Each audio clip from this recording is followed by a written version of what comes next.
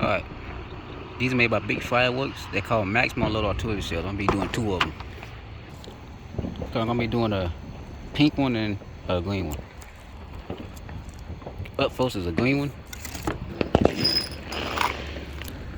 Alright, so this one here is the green one.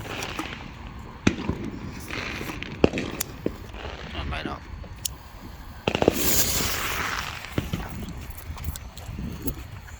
Damn, sparks got me for a second. Okay, next up is the purple one. You gotta make sure these two are supported, because they will turn over on you if they ain't supported.